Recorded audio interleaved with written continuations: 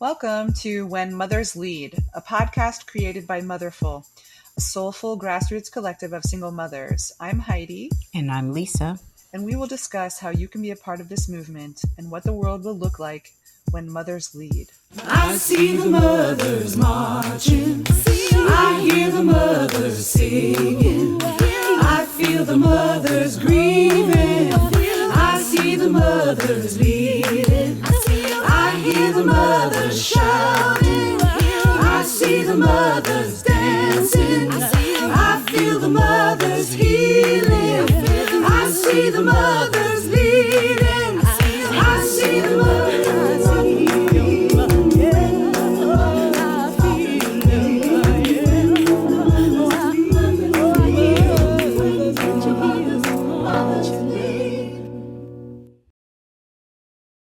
Welcome, everyone, to this episode of When Mothers Lead, Matriarchy Now.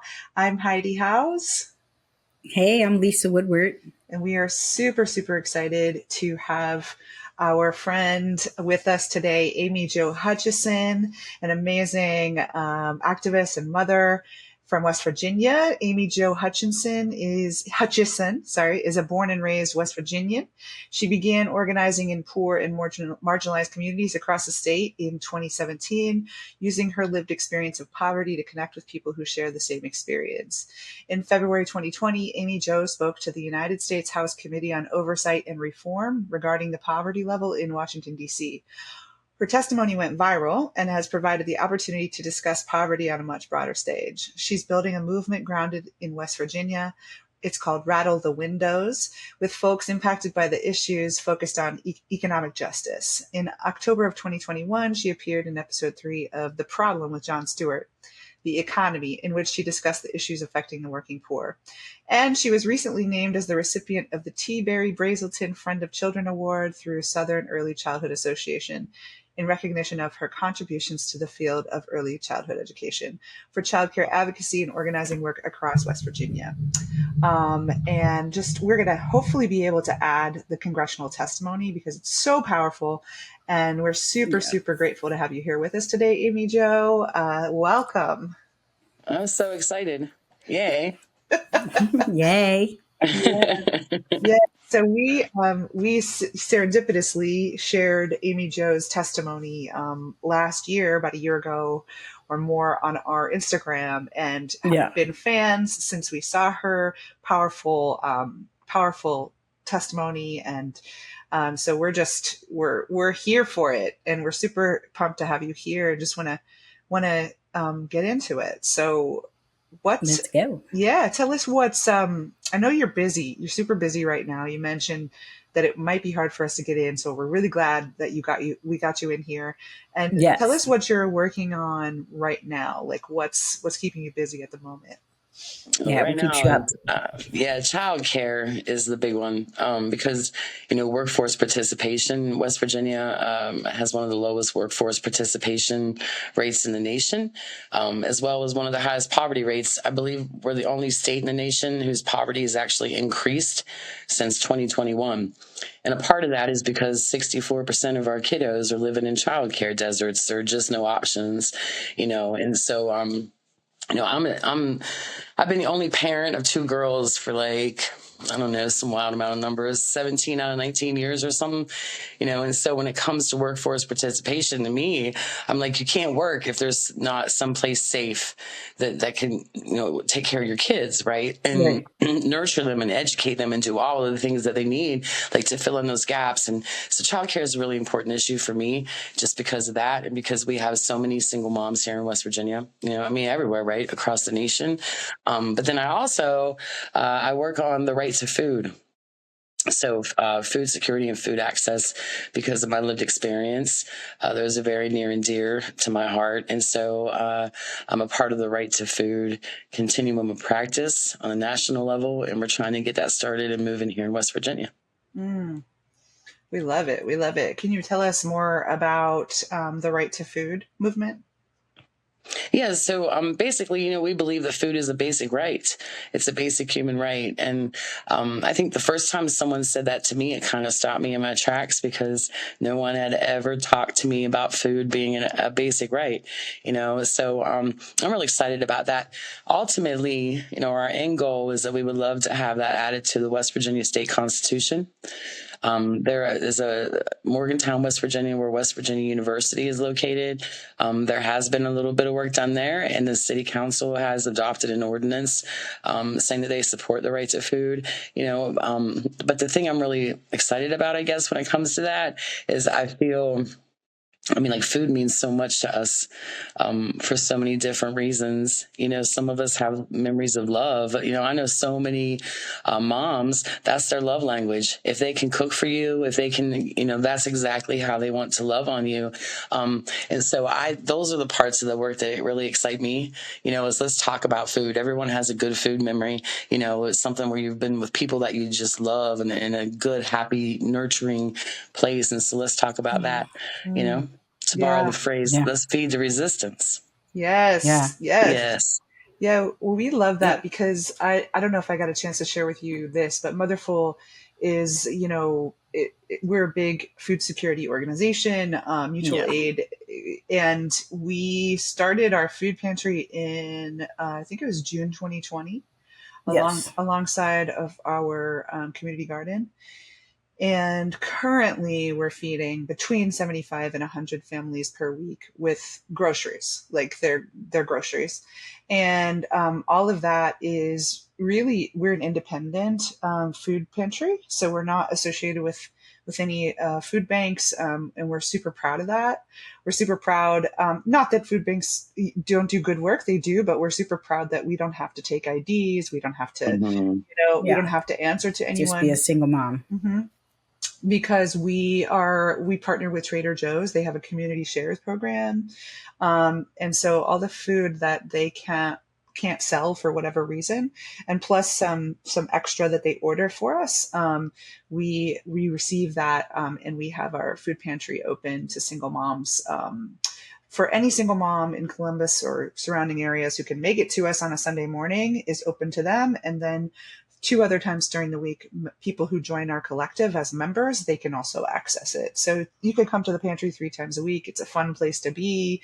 It's friendly. We have cool things. Lots of love. We have more than just food. We have lots of different items that we're constantly gathering. And so, I love that right to food. And I think Motherful will need to kind of look into that too. So thanks for bringing it to our attention. Go check it out. Yeah, and check out the website.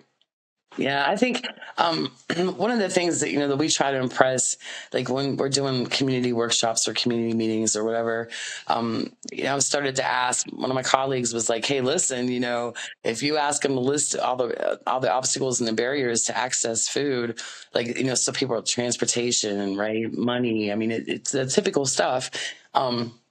What no one ever says is food.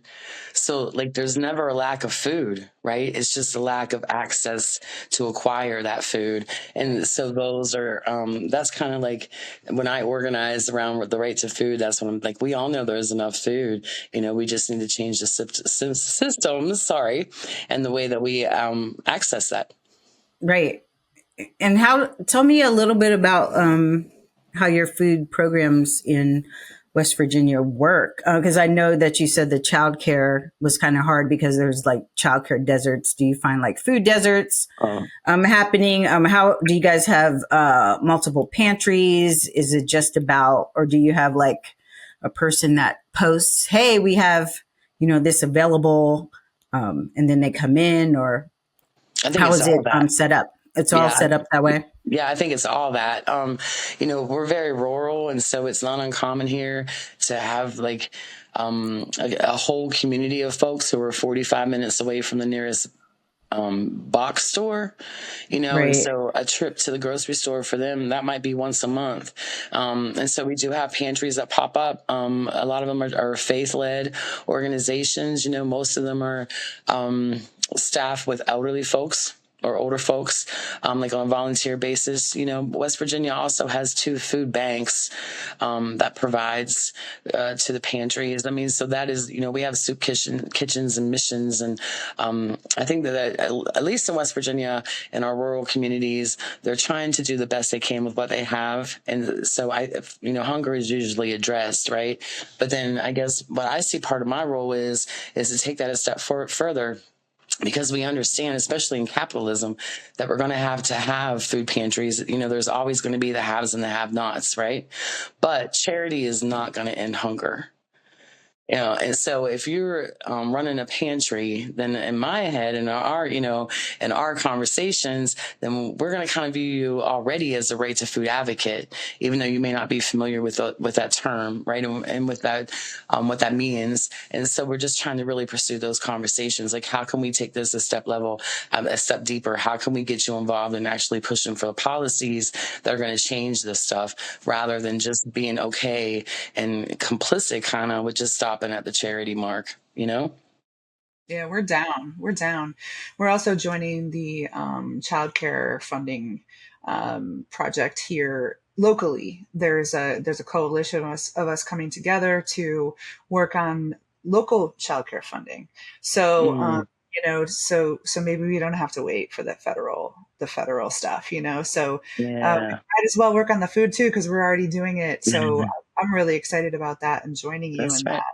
I think Yeah, that's probably one of the best advantages that I can see living in a big city, is that y'all have access to funds that we just don't have access to, right? Like, I don't know of a city here I mean, there might be some that you could eke out, a little bit here and there, but as far as being like, boom, we're working on childcare with city funds, I'm like, oh my gosh, that's a whole different world. Like, say yeah. Yeah. more about that. Like, what's that look Well, like? yeah, I mean, so I think that as we saw with the ballot measure that happened here that we were part of in Ohio. So we were supporting the ballot measure and ballot initiative, especially with our partners, Ohio Women's Alliance, who were leading the way to get out the vote, especially the Black vote, the Latina vote. And so we were working with them, canvassing, but from the very beginning to the end of the process, which is the beginning of the process was getting the petitions, getting the signatures on the petitions to get Mhm. the measure on the ballot, right? And then we had a special election, and then we had the general election, which won the amendment, the Reproductive Freedom Amendment, to the Constitution of Ohio. So I think that's what the right to food. Are they looking to do ballot measures? Because the child care funding project that we're doing is looking to do a ballot measure. So, and I think that that's a really exciting to see democracy work in that way, at least for me. Yeah, I think that's really exciting. And well, we just don't have that over here across the Really. river. Yeah, we don't have ballot measures. And so that's another thing. Yeah, I think a lot of times when we talk about rural states, like, I mean, I do contract organizing for Moms Rising with the childcare stuff. And a lot of times when we talk about rural states and I'm sitting on these national calls, I'm like, y'all don't understand. Like, you don't understand what we're up against, because like here in West Virginia, we have definite regions, like where the language is a little different, things look a little different, Right. like I live in the northern part of West Virginia. I'm like an hour outside of Pittsburgh. So, I mean, I can look around and I can see the hills, but I don't see what I call mountains, right? And so it just looks a lot different. And we're very heavily resourced here in my county, but just right up the road, 40 minutes, we recently had a community meeting where we were talking about, okay, let's talk about food access. And I was struck. Like, there were a couple of times where I was actually like, there's no way this is real, because, just 30 minutes up the road and what they have is so scarce compared to what we have, and so there's just so much here, right? Like, the amount of resources, I mean, even here in the Wheeling where I am now, I mean, I've been here for probably almost, I don't know, 30 years, but I did live in a low income neighborhood in town. And I was like, no nonprofits ever moved into our community, so it would just be different. Like, what would it look like if we really went into these places and, like, I don't just put people from the community, people who were already embedded into positions of leadership, like, how could we redesign the way this looks and better resource ourselves at the same time? Because y'all talk about this ballot initiatives, and I'm like, holy moly, but then also, like, I don't know a lot of people who go out canvassing out of holler. You know what I mean? Sometimes, like, Right. that's a whole nother level. So, and if Right. you're not from there, you're really not from there, and so, Right. I mean, it's a lot different over here, which is kind of weird for me too, because I'm so close to Ohio. Like, I mean, it would take me, like, I don't know, 4 minutes tops to cross the river, depending Yeah. on the red lights. And I'm like, how could we be so different? It's so wild to me. I'm like, I'm ready to jump the river half the time. That's so Yeah. crazy. Do you Yeah. get many like rural, like in-home childcare in the rural setting, like that type of getting more moms on board to have that business in their home where there be Mhm. childcare opportunities and they'll have money flowing in? Is Yeah, that a we do. thing? Yeah. And Okay. there was a definite uptick in that during COVID. Right. Because everyone was out of work and the child cares were shut down. And so people were like, hey, wait a minute, maybe I could do this. Right. Yeah, I mean, there's a little bit of conversation as to if those numbers remain steady or did they change when everyone did go back to the workforce. But that was a huge thing. Before COVID, well, right now we have huge areas where I was approached by a pastor the other day from Southern West Virginia. And she's like, look, our child care center closed down a couple of months ago. We have no options. We don't even know what to do. She's like, what do we Mm. even do? So it's a huge problem. That's probably why I got involved in this. I was at a meeting, and this man approached me from the Eastern Panhandle, which is like real close to DC. You can hop a train there and get into DC. And he was like, our unemployment numbers are through the roof. Our poverty rate is extremely high. And then we got to looking, and like our census said we had 1,000 households led by unmarried females, and there's no childcare. And he's like, so what do we do about this? We're getting a lot of traction using the workforce Yeah. participation angle, right? Because that is one of the biggest barriers right out of the gate. So Right.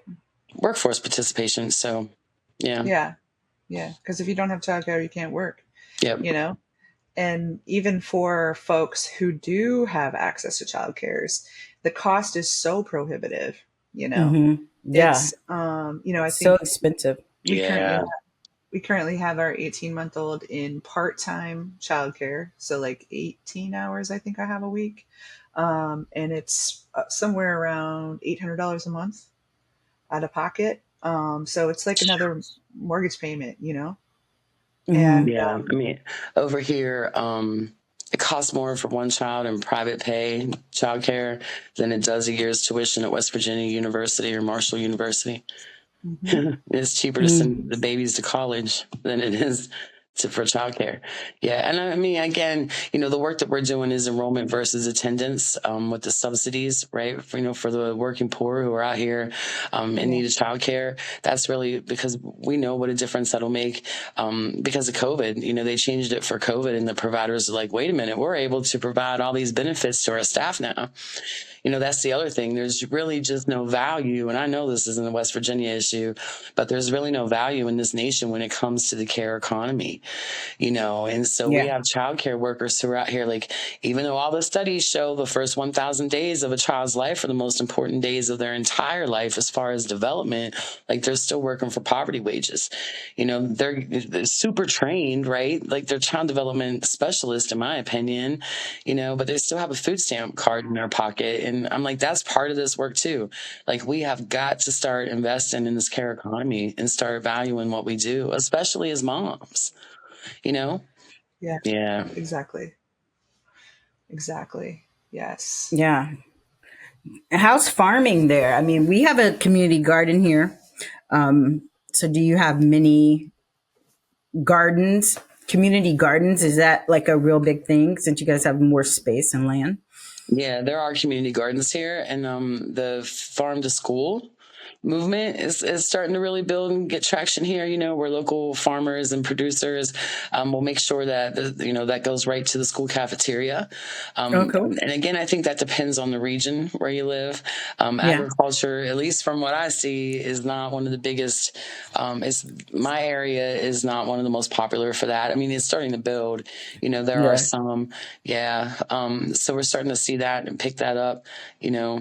Like, what can we do? I used to know, I'm not sure if he still does this or not. He ran into some health issues, but the farmers would all bring it to a nonprofit in this rural county, and they would have thousands of pounds of produce. And then they were like, come and get your stuff, and then to me, like, I would cry just hearing the stories about it. You know what I mean?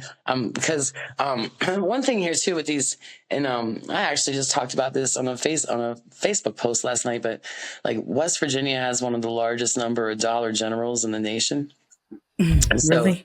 yeah, and everyone's like, oh, but I'm like, that was brilliant. It's brilliant because, like, even where I lived in the city, but when our grocery store, so the coal mine owned the property, right, that the grocery store was on. And when the lease was up, the coal mine's like, nah, we're not going to renew the lease. So my whole section of town lost a grocery store. And then I was, talking to the city, and they're like, all the census numbers and all this stuff, no big corporations that we're talking to want to move in here and open a store. They just don't feel it would be beneficial. And so what happens? Here come the dollar stores. And I'm like, I'm going to laugh when I say it, but it's true. I swear it's true. You will be out in the middle of nowhere in West Virginia, right? I'm talking like you won't see a house for miles. And all of a sudden the sky starts glowing yellow, and then bam, there's the Dollar General. And I'm like, that's brilliant. Like, they really have gone where no one else would go, and I'm like, so if we could just get in there and be like, what do we have to do to get you to work with these farmers to provide fresh fruits and vegetables? Like, Oh, yeah. Game changer, right? And so there are a couple of places that I know of across the state where that's actually happened. That the Dollar really? General, the Dollar General is, hey, let's start getting some fresh produce in here for these folks. So again, I'm kind of an optimist, and I always think that if we could just have conversations, we're going to find out that we're a whole lot more alike than we are different. And so I'm like, if we would just go and start having these conversations, I really think that we could just find some middle ground. And then also, like, when we're having these meetings, these convenings, right, about food security and access, why aren't the Dollar General people invited? Why aren't they sitting there and listening to this? So I just really think that sometimes we miss opportunities because we silo ourselves so much, right? Like, big corporations from the grassroots organizers. I think we could change the world if we would just find common ground, Yeah, you got to do a Dollar General action. You have so many of them. I mean, go store to store. You'll have that produce in every location. Yes. Well, they take game changing. They take EBT, right? Yeah, they do take EBT. Yeah, but it's probably a staffing issue because produce is expensive to keep, and to make sure they don't even have bins for produce at Dollar General, right? Like a section. Yeah. Freezer meals, all that processed stuff. Yeah. I am a single mom, and I lived off a family Dollar General for a minute in their food section. I used to live by one, so see, they were there, right? Yeah, you needed them; they were right there. Yeah. I mean, I'm like, it's a brilliant business model, and I think if some of these grocery stores would start following the same model, man, it would be game changing. And plus, I mean, sometimes I know folks who have to rely on charity because they just can't get anywhere else, right? Because they can't get 45 minutes up the road to the next grocery store. Yeah, and I bet you guys don't have delivery. Not a lot of places. Food delivery. No, I do. We're fortunate where I live. We do, but no, not a lot. I mean, heck, we don't even have cell phone and Wi-Fi service. Let alone Uber. What's that? Like, we're like Uber, but we have that here. I mean, it's hard to find a route on it, but you can find us on the map. Yeah, there's so many influencers right now that do like a special segment on how to, make a healthy meal from Dollar General and things like that. Have you seen those type of episodes? Yeah, probably my daughter has made some of those. Oh yeah. Oh, really? Yeah. We had some kind of quesadilla something the other night that she found on TikTok. Yeah. Aw. So, Amy Jo, I want to roll it back. I want to roll it back, like to how you got here, and like what your background is, because I imagine like doing the testimony and having that video go viral. I mean, first of all, your voice is so powerful, you know, and that testimony was just dynamite, because especially Yeah. for, you know, I was a single mom for 10 years.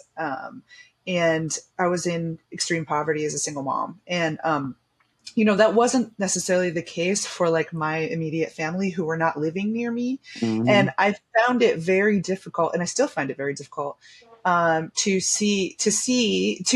to explain poverty to people who have never experienced it, or who just, you know, it's Yeah. like this thing that's, it's like a silo. I think you used that word earlier, but it's like this, such an isolated experience. So to be a single mom and to be impoverished, it's so debilitating. It's so isolating. It's such a struggle, right? And I am curious, like, how did you start getting into advocacy in this way, and knowing that your voice was going to be an important tool? And how do you, the second question is, how do you like get through to people about poverty? Mm. Okay, so when I found out I was pregnant the first time I was 32 years old, and I had my second child when I was 35. So, I was actually, I was a caregiver for my stepfather, who was disabled from an accident at the time. And I was singing with a couple bands, right? So, that was my life when I found out I was pregnant. This is real. I don't even know if I've ever said this out loud, honestly. But someone from my high school years made a comment to a family member, "Oh, she's going to make a great mom." And something about that, man, that lit me up. And so I'm like, you know what? I am going to be a good mom. I mean, it was kind of daunting for me to even find out that I was pregnant, because it wasn't something that, I mean, honestly, I'm like, oh, I'm not going to be a mom. You know, like I'm out here singing Janis Joplin songs and beer joints. You know what I mean? Like, mom, I had a couch and a dog and a car. Like, those were my responsibilities, right? And I was like, I'm okay. But I was living like a bachelor. And anyway, there was something about that comment when it got back to me. I mean, it hurt my feelings, right? And I have this thing, like, I get this from my mom. When something hurts me, then I'm like, I'm just going to show it. I'm going to shove it right back at you. And so I started reading everything. I started reading the parenting books. I started doing all this stuff. And my first child is a very by the book baby. I'm going to tell you, I did not stray one bit from the magazines and the good advice. So anyway, I did that. And then I always tell everyone I was knocked up and knocked down twice. Because both times the father left when I was 5 months pregnant, believe it or not. Hang on. By the time I had my second child, he took off. I had no money. I had no job. I've been living as a stay-at-home mom, I guess. And so I had to totally start over. And my oldest child was in Head Start. I was like super volunteer. I believed in what Head Start did. By the time my youngest child was ready to go to school, my stepfather had passed away. That caregiving gig had been my source of income. But Head Start, and they're all about parent empowerment. So they're like, hey, why don't you come and serve on policy council, And then, they're like, oh, we have a part-time job is open. So I took a part-time job with the early Head Start program. And when my youngest one enrolled in Head Start, and they took me in, Head Start trained me, they paid for my training to become a child development associate. Okay. And I worked for Head Start for, I don't know, 5 years, I think. But in that process, it was really awkward for me because Head Start prides themselves on serving the neediest of the needy. And there were these moments where I'm like, these folks are making more money than I am. And so it was real hard. Sometimes it was just uncomfortable for me as Amy Jo, right? Actually, I believe I was just Amy back then. But to be able to go into these houses and pretend like I knew more than they did, and so I'm like, because we really are having the same experience. But I loved it. I love my Head Start job. I still have very close relationships with the families of the kids that were in my classroom. That's when I was like, man, I'm hearing all these stories. And I started to realize that there was poverty bias. I didn't know that's what it was called. Because at this point, I still hadn't admitted to myself or the world that I was poor. Keep that in mind too. But anyway, I was just like, there's something wrong, right? Like there's something wrong with the way this stuff works, the system. And so I became, my kids got a little older. I started leading the parent group there at their elementary school, Title I school, low income, high need area. And after a meeting one night, we had a swimming pool in the school. We're still the only elementary school in the state that has a swimming pool. And we also, like in our neighborhood, the city pool in the summer was the only thing available for the kids to do. And so the talk came down from the administration of the county. They were like, we're going to get rid of this pool. It's draining. It needs a lot of repairs. And we're going to put a community garden in. And I was like, whoa, you can't do that. Like these kids learn how to swim here. That's where we hang out all summer. It's 50 cents. It was 50 cents a day back then to go swimming, right? I was like, that's what the kids do while the parents are working, their moms are working. And so I sat one Saturday. I'd never done anything like this in my life. And I spent an entire Saturday looking up online who the elected officials were from here to D.C. And I just started writing letters. And I'm like, I just need your help to find funding to fix this pool. I gave them some statistics about the neighborhood, how important this was because of my kids' experiences and all this stuff.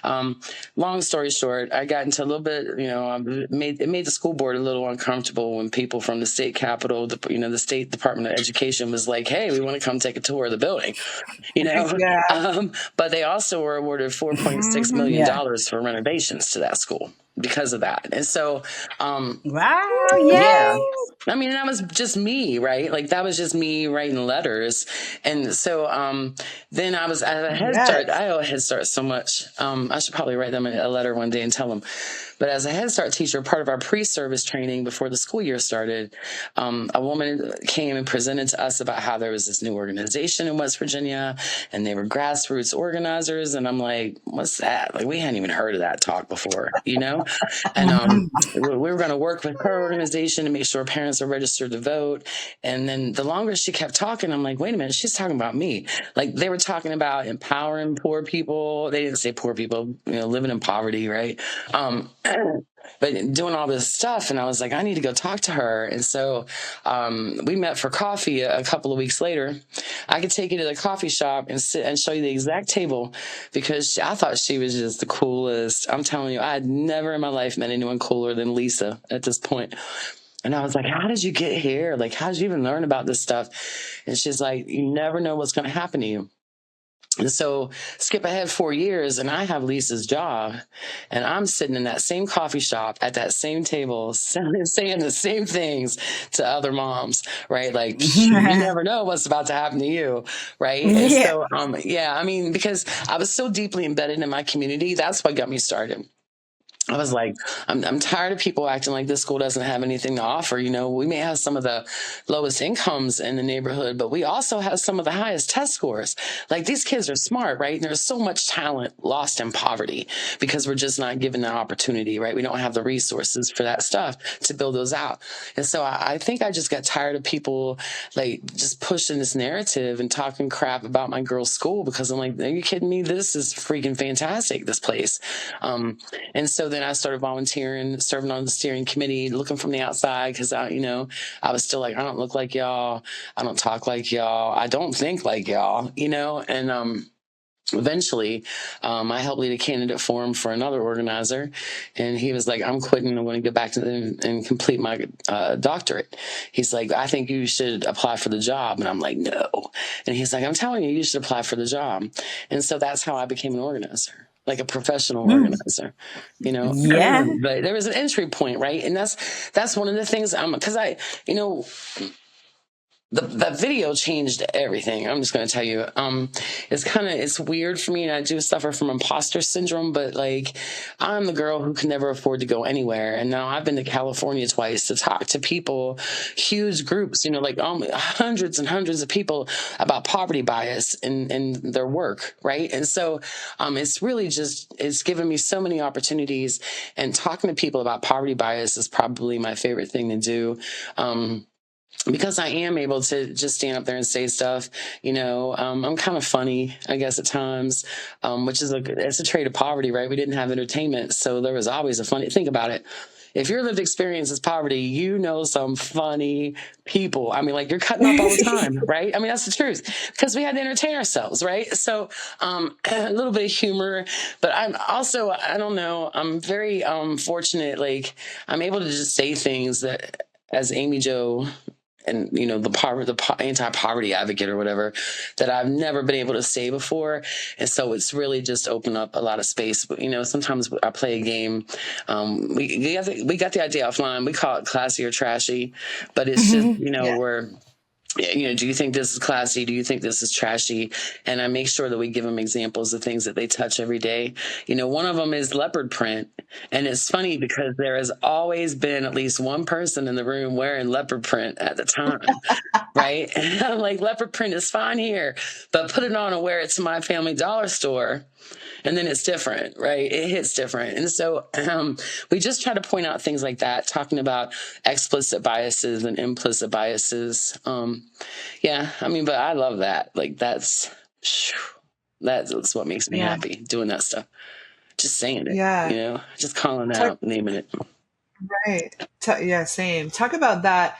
You mentioned that you didn't even know you were poor. Mm-hmm. Like, you didn't realize you were poor. And I think that I want to speak to that a little bit, because I feel like, the poor are really, like, encouraged to believe that they're middle class, right? Mm-hmm. And do you know the number? What is the number that you have to make to be middle class in this country right now? Oh, I don't know. Like, do you know? Is it like 36,000? I don't know. That may not be right. No. Like, the livable wage for a mother and a child that came out of MIT this year, that Toy Smith shared with us from Loving Black Single Mothers, was 86,000 is the livable wage for one parent and a child. Mm-hmm. To be middle class. Wow. That's not even middle class. That's just livable wage. Mm-hmm. Like, wow. I think middle class is somewhere around 150, 125,000. It'd be interesting to know. But, I think that people are not, especially poor folks, are not aware of how poor they are, Yeah. Yeah. And it's become our normal. But like, it's become our normal to like, I watched my mom work 2 and 3 jobs. So I expected, it did not surprise me. It did not hurt my feelings when I, as an adult, have to work 2 and 3 jobs. It's like, that's our normal. We just accept that because we've never known anything else. Yeah. What's the minimum wage in Ohio? Isn't it like 14 something? Oh, wow. Wow. Ours is like, no, I think ours is $8.75. Now the federal is like $7.25 or something. Absolutely. Can we talk about that? That's absolutely ridiculous. Yeah, it's $10.10 per hour right now is what I see, and $5.05 per hour for tipped employees. That's on the government ohio.gov. So that's it's going to increase in 24. It says.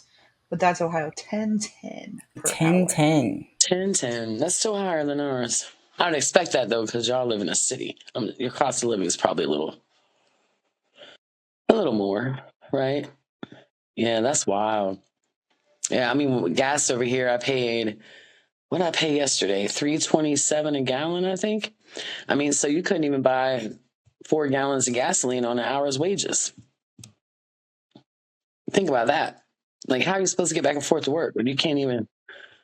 Yeah, and then people want to wonder, like, I'm sure, is it a big thing over there? Because over here, everyone's like, oh, nobody wants to work. And I'm like, no, we can't afford to work. We can't afford it. Right. Yeah, like we're killing our families over here because we're working a job for $10.10 an hour, right? We're doing damage. Exactly. Yeah. Yeah. Exactly. Ugh. Yeah. That's the whole everyone. Nobody wants to work. Uh-huh. There's no employees. Yeah, because they can't. Yeah, They that can't. They gotta be. and they work just enough at those wages to get kicked off all their benefits with no leeway, right? It would be different if they would redesign this Right. system, or we could have like a sliding scale, or you could get 6 months to get your head above the water. But no, Yeah. you get a better paying job, your SNAP benefits are gone within. I'm going to be graceful and full of grace and say 60 days. Right. Yeah. Right. You Yeah. just start losing everything, and I'm like, this is what the system Exactly. does, right? Yeah. Yeah. Yeah. Yeah. So tell us about some of your wins in this arena. So like you won. So the pool was saved. It Sounds was. like, Yes. And like and a the whole lot. Like the pool was saved, and then they fixed everything. The floor, they got new sinks and new bathrooms and like amazing. new roofs. Yeah. Amazing. And that was one mom. One mom. Y'all. One That was powerful one mom. mom. And lots of emails. Yeah. Well, I mean, what Letters. would The have happened if letters. there were 100 of us? Right. Right. We might have been able to. Who knows what we could have? We might have had a playground. I mean, who knows? Who knows? That's what we're talking about. That's what we're talking about. So what are you seeing? Like, what have you seen the results of your video on legislation, on policy? Like, have you seen what kinds of results have you seen that you're proud of? I haven't seen any changes to policy because of my video. I'm sorry, I don't mean to laugh, but no, I mean, those changes have come from the conversation, right? Like, I was on Jon Stewart's staff reached out to me to get me on the show. And he said to me, and that always I sound bougie. That's so awkward I have imposter syndrome now. But I'm like, I was on the Johns. I mean, Jon Stewart and I were hanging out, but he did, right? He came in the green room and he talked to me, and he was like, listen, I was researching the economy and your video popped up. And he's like, no one had ever said those things to me before. Yeah. Yeah. And so I'm like, really? Like, seriously? And he's like, no, I had no idea. And so that was really I still go back to that moment. Like, I'm going back to it right now because I'm like, people just don't know. Right. Like are you they serious? don't know we're out here, right? Like, they don't know. Imagine and this is probably, I used to get so mad, right? And kind of make a fool out of myself at times on, like social media platforms and stuff. But then one day I was like, listen, he was honest with you. And he was like, we don't know. And so I'm like, my poverty is as unfamiliar to them as their privilege is to me.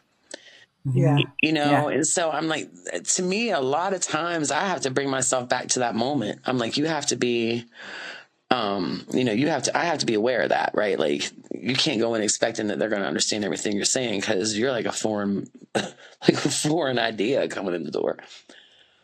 Yeah. Right. But I feel like though, I don't know. I feel like we are steeped in the myth of meritocracy and the American dream, so much in our media, especially because there's this obsession with the bourgeoisie. There's this obsession with wealth. I mean, everyone just has to become a millionaire and then it's okay. That's what we should all want. And I feel like the opposite is not quite so true. Like, I feel like that people who have enough resources and have money, like, truly can't relate to poverty. But I feel like when you're in poverty, you're constantly surrounded by the wealth, at least for us in this city. Especially in the city, you're constantly surrounded by the wealth. If you go to the store, you see people stacking their carts with things that you could never afford. You see people driving cars you could never imagine paying for, things like that. I feel like it's a little different. Yeah. No, I agree. Yeah, I agree. My daughter and I had this conversation. So, like, I mean, our cars are forever acting up. And she's driving my old beater car, right? But it gets her back and forth to school. She works, whatever. But they're just always needing something. And the latest little thing, after a new engine, but whatever, was a little button on her stick shift got stuck. And so she couldn't get the key out, right? Her car didn't want to go and park. And she's like, oh, I'm going to have to find somebody. And I'm like, no, we're going to try this out. So we got on Amazon, and we bought the part for $10. And I'm like, there's a YouTube video. I can guarantee there's a YouTube video on this. And so we sat in the dark in our driveway using our phone flashlights to fix that. And so, like, I tried to hide my poverty from my kids when they were younger, but then it gets to a point where I honestly, and y'all know, like, I just was carrying so much that I'm like, I have to pretend so much in this world that I'm tired of pretending with my kids, And so it wasn't like, I wasn't like, oh my gosh, I owe for the gas bill, but it was real conversations. Like, I'm going to have to go talk to your teacher about this because I don't have that money until the 15th of the month when I get paid. Right. I mean, so that sort of thing. Now my oldest one is 19, almost 20. And so like we have totally different conversations about this now, right? But anyway, I was like, I said people make a living doing stuff like this because people with money, they don't have to think about how things work and how to fix things. Like they have the money to go and pay someone else to do the thinking for them. And we were talking about critical thinking skills, actually. And I said, it's our poverty.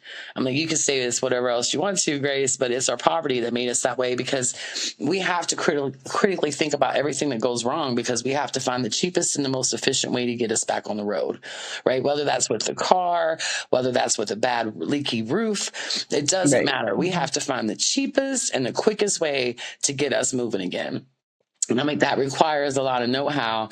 And, we have a lot of conversations about just the different ways that we approach life. Like her friends, she'll be like, oh, mom, such and such, their tire went flat and da-da-da. And I'm like, we know how to do that. Why? Because we didn't have the money for a tow truck.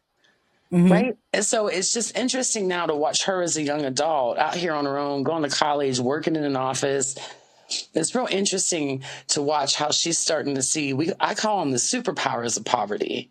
Yeah. Because I think that's really important. Like, I think for people who are experiencing it, I think it's really important that we start reframing that, right? Yeah. Like, we have such a skill set that we don't give ourselves credit for.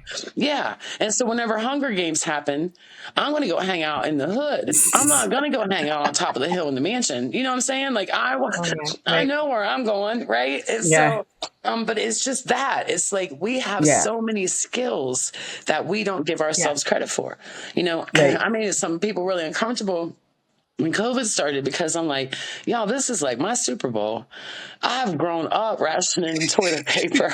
You know what I'm saying? We know how to do this. It's still hard. I'm not trying to downplay it at all. But, no. But I didn't lay in bed freaking out and crying about it. Right. Mm-hmm. Because I'm like, whatever happens, I'm going to be able to handle it. With what time? Yeah. With what time?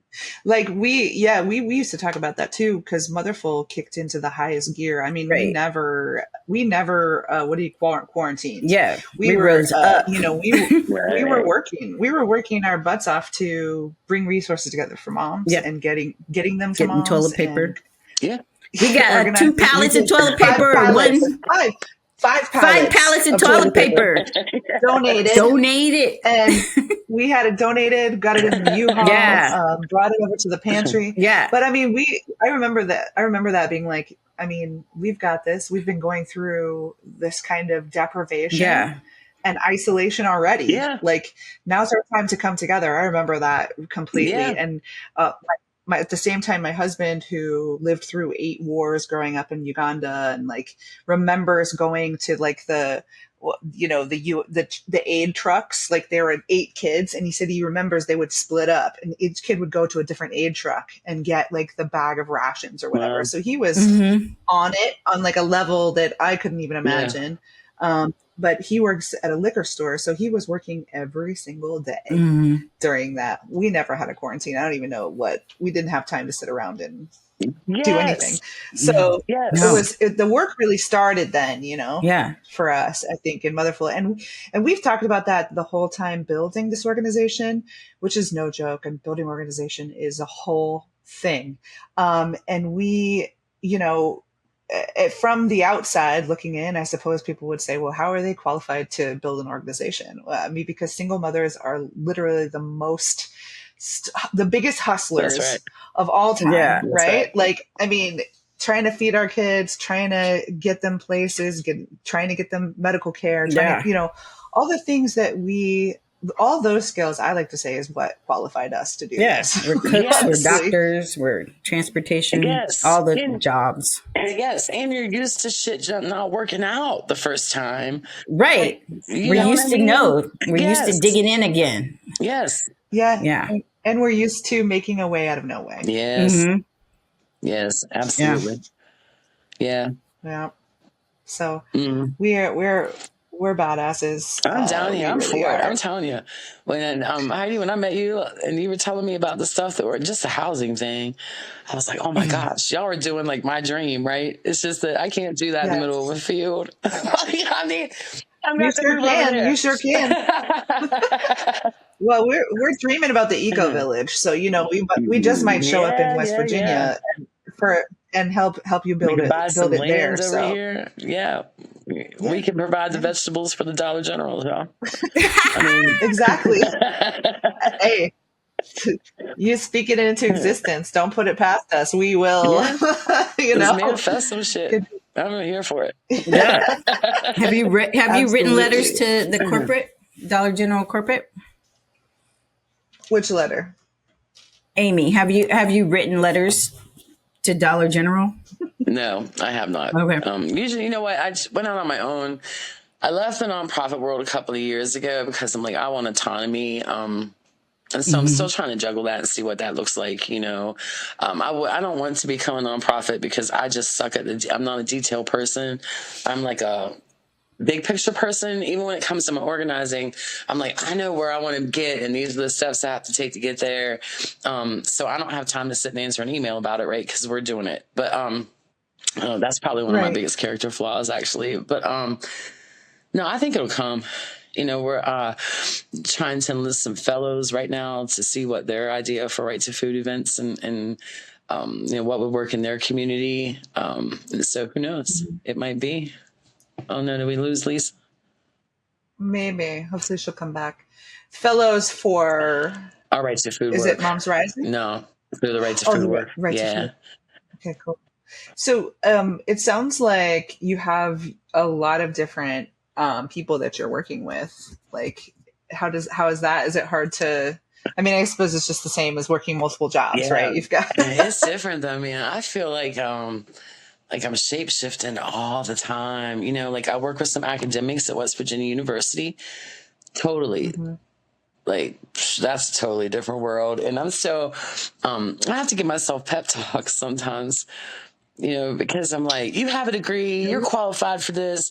And then I get in there and I'm like, I have to Google that word. I don't even know what the hell they're like. Literally, I don't know what the hell they're saying. Why do they even need to Yeah. use those words though? Like, it's just barriers to entry, right? Yep. Like, it's that bourgeois intellectual thing. I mean, I've considered going back to school, but then I'm like, what? So I can only communicate with a certain amount of people, Yes. So I can only communicate with, I'm trying to tell my daughter, I'm like, man, my first organizing job was Our Children, Our Future. In Charleston, West Virginia, but like I don't remember them even asking me if I had a high school diploma. That's not what mattered, right? What mattered was that I was embedded in my community and I was able to have conversations with folks that I had stuff in common with, and we could move this work.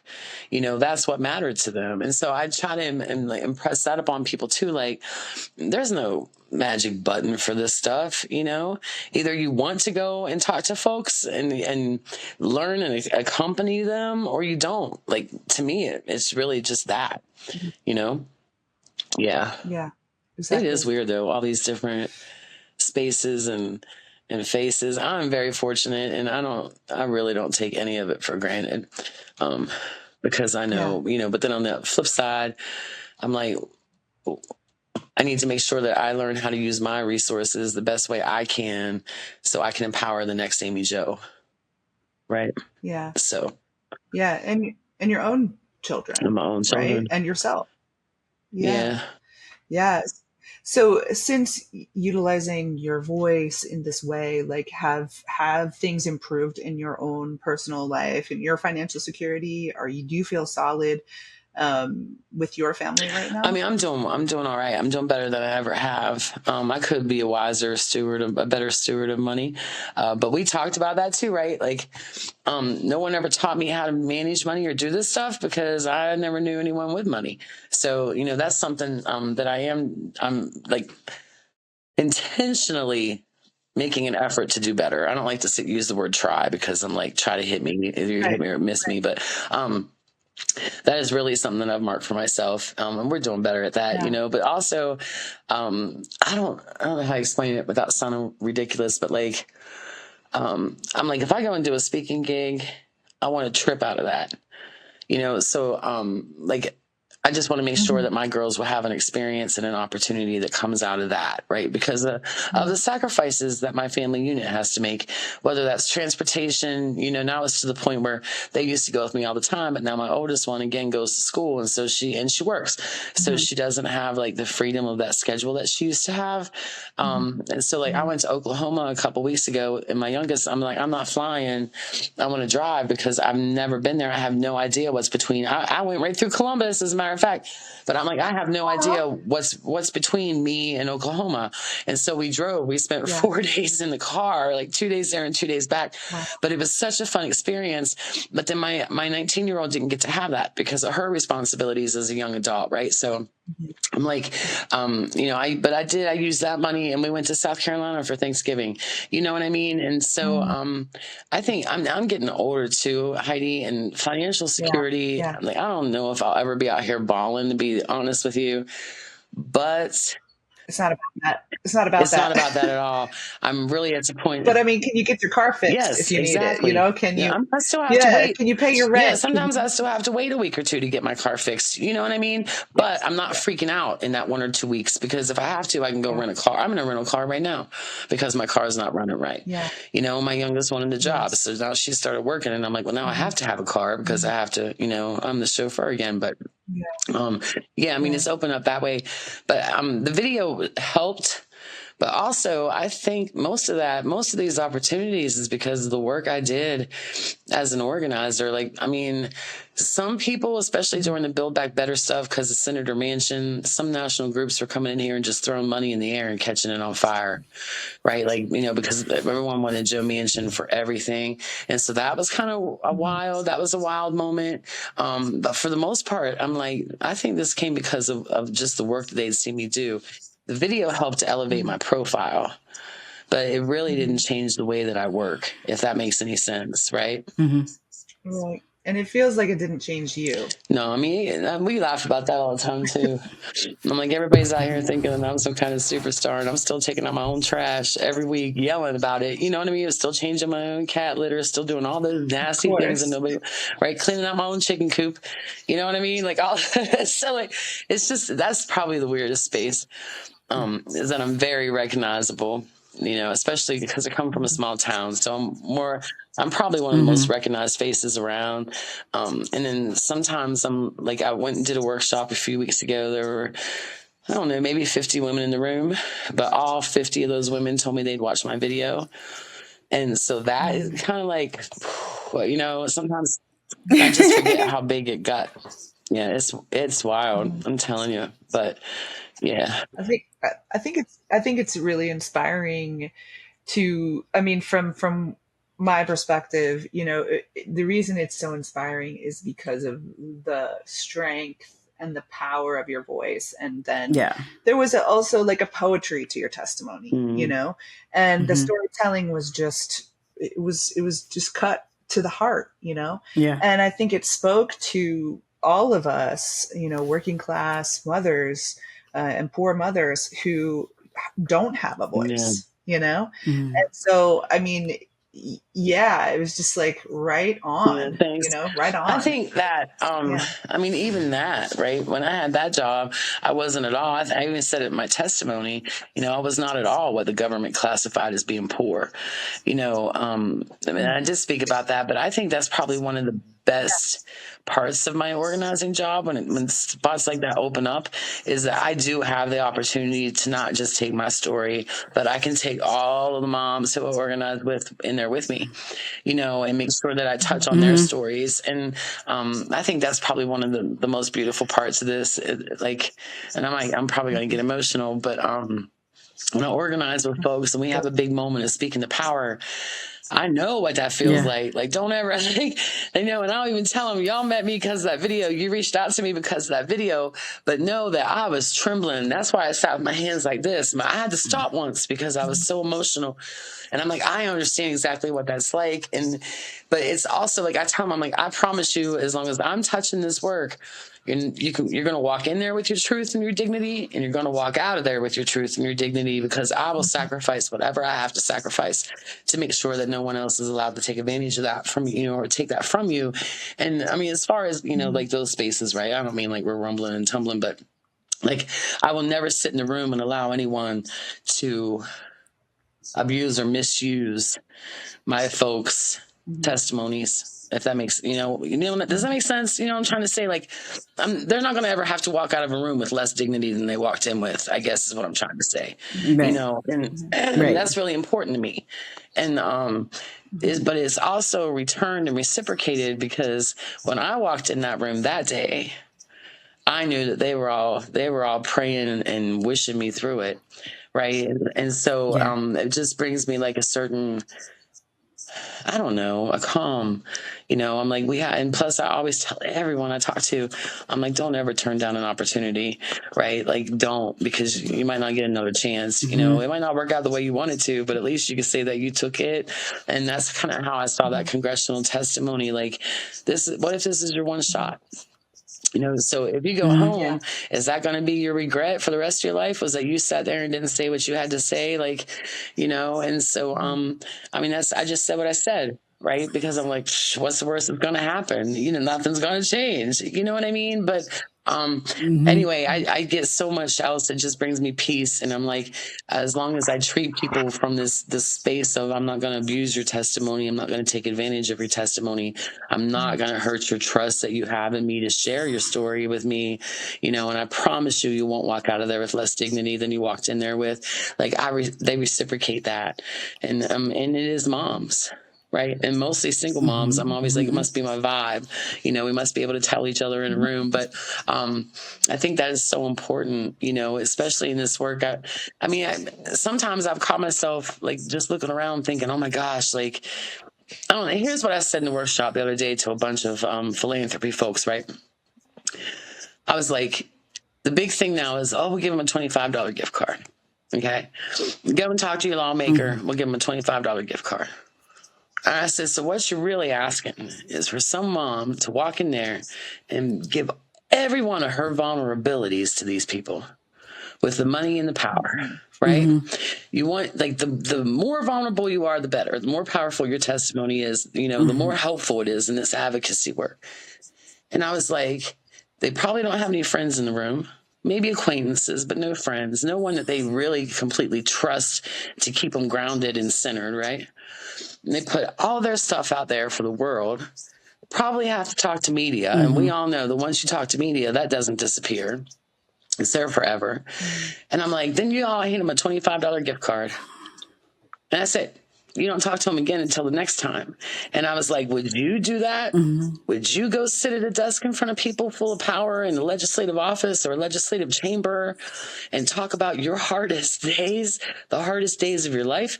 You wouldn't do that shit for $25. So let's rethink that.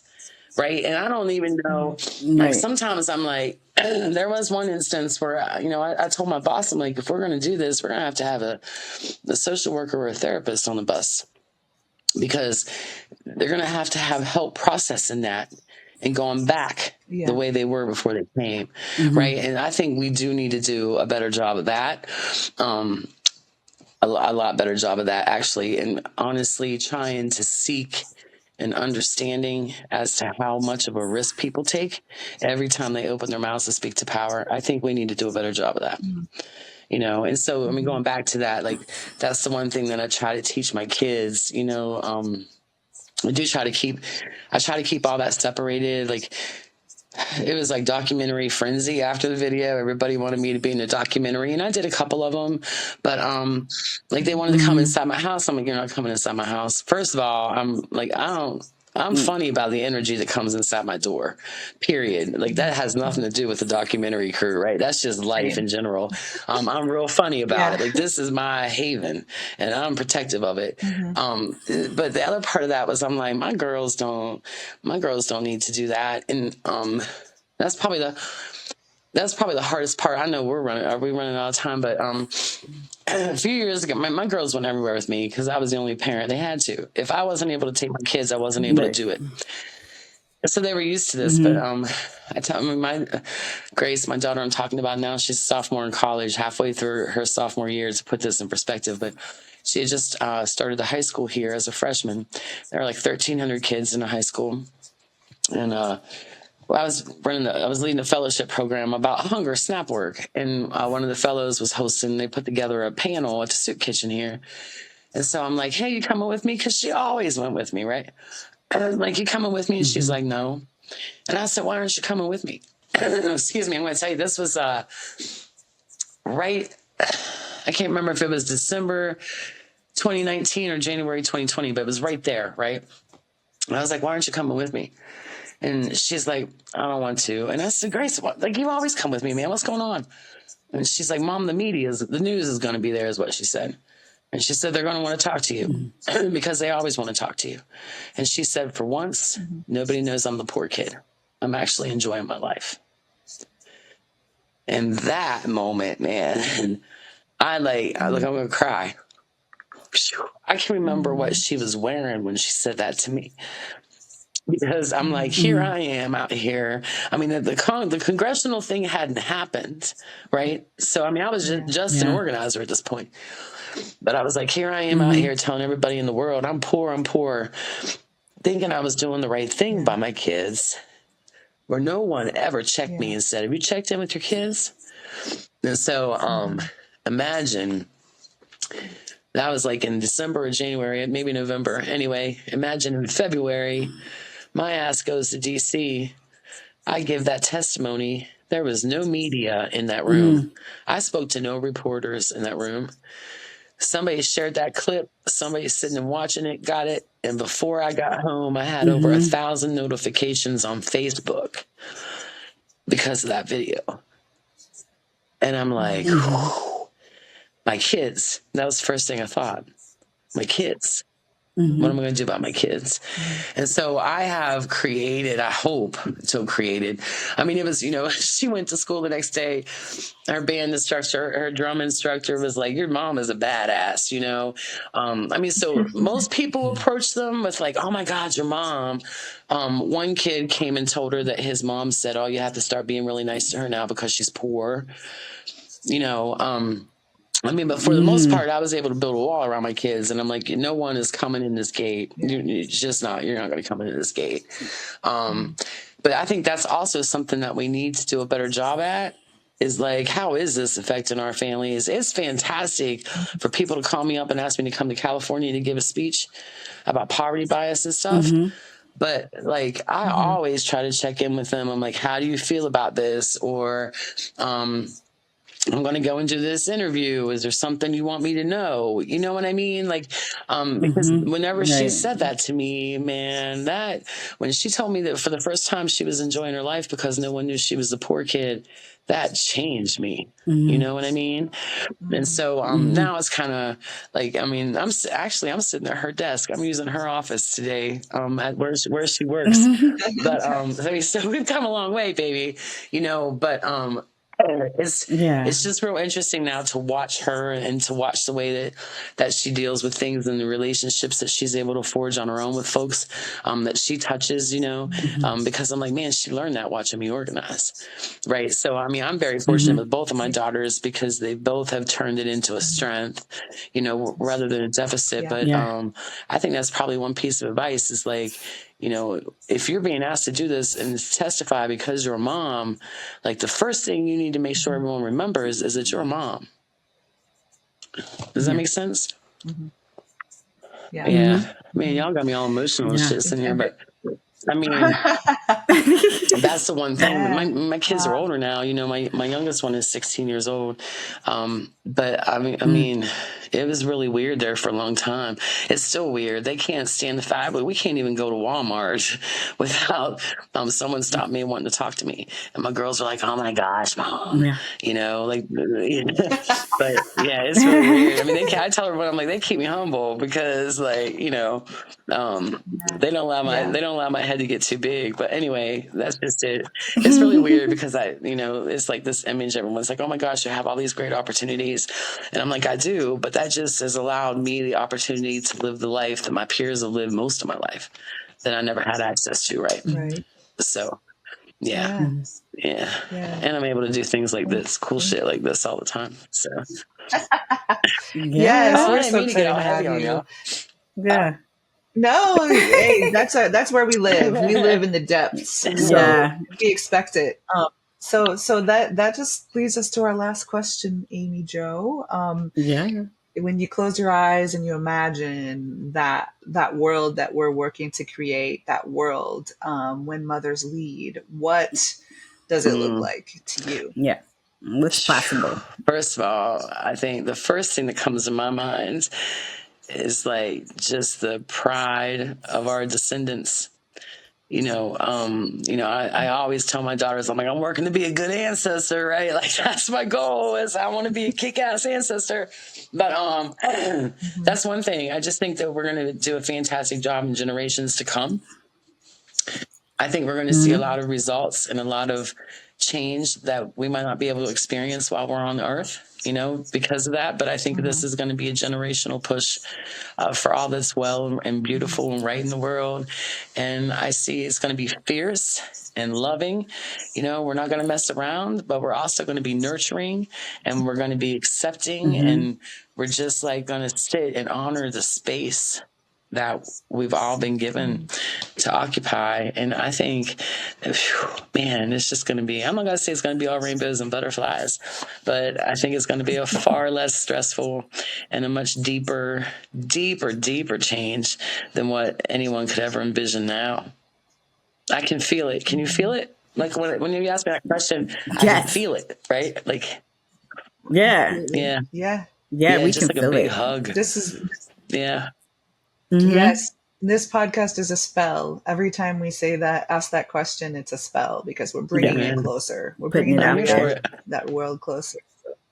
And so it is. Thank you so much, Amy Jo Hutchinson. We love you, and we're wishing you well. You are a badass. You guys too. You're working on stuff that I'm like, holy crap! I wish I could do that. So, we're going to unite forces. You are doing it. You're doing it. Yeah, we're going to have a West Virginia eco village sometime. Amen. West Virginia, motherful West Virginia. Let's go. Yes. Please enjoy the following recording of Amy Jo Hutchinson's testimony before the House of Representatives. Ms. Hutchinson. Good morning. My name is Amy Jo Hutchinson. I'm a single mom of two who's lived in West Virginia all my life.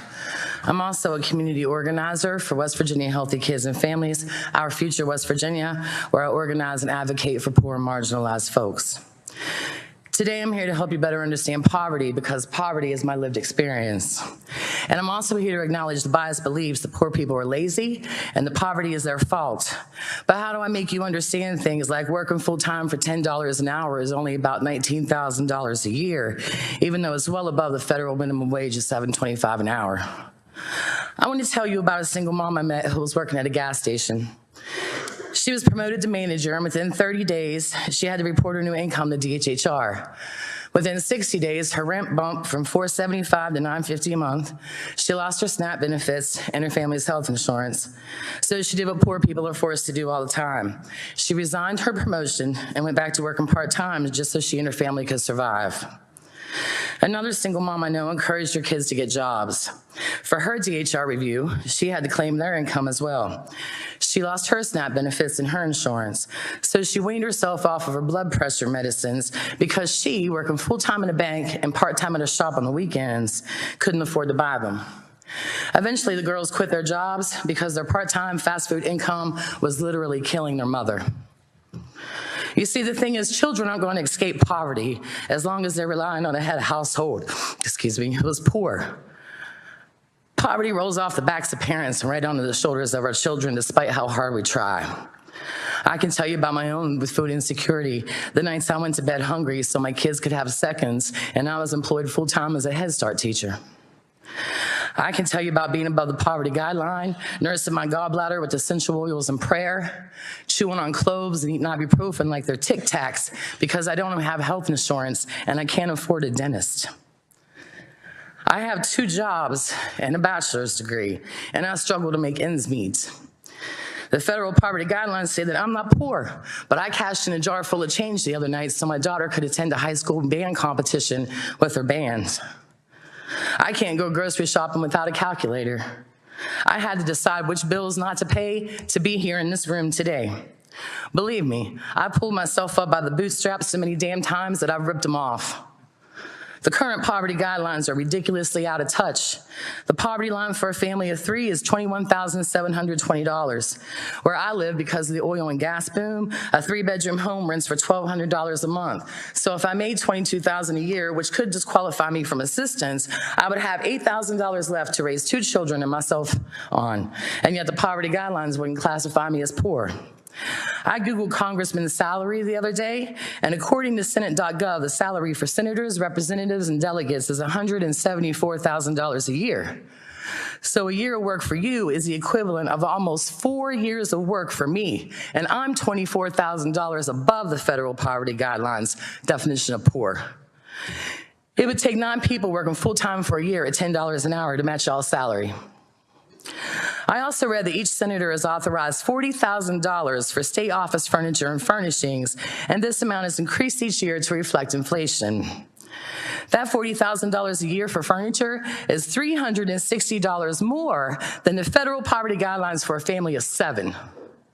And yet here I am, begging you on behalf of the 15 million children living in poverty in the United States, on behalf of the 1 in 3 kids under the age of 5, and nearly 100,000 children in my state of West Virginia living in poverty, to not change anything about these federal poverty guidelines until you can make them relevant and reflect what poverty really looks like today. You have a $40,000 furniture allotment. West Virginia has a median income of $43,000 and some change. People are working full-time and are hungry. Kids are about to be kicked off the free and reduced lunch rolls because of changes y'all want to make to SNAP.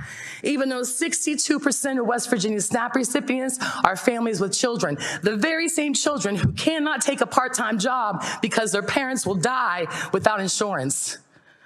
People are working full-time in this country for very little money. They're not poor enough to get help. They don't make enough to get by. They're working while they're rationing their insulin, and they're skipping their meds because they can't afford food and health care at the same time. So shame on you. Shame on you, and shame on me, and shame on each and every one of us who haven't rattled the windows of these buildings with cries of outrage at a government that thinks their office furniture is worthy of $40,000 a year and families and children aren't. I'm not asking you to apologize for your privilege, but I'm asking you to see past it.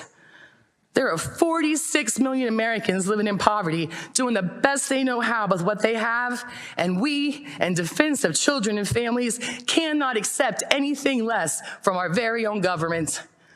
Thank you. Thank you, Ms. Hutchinson. Thank you.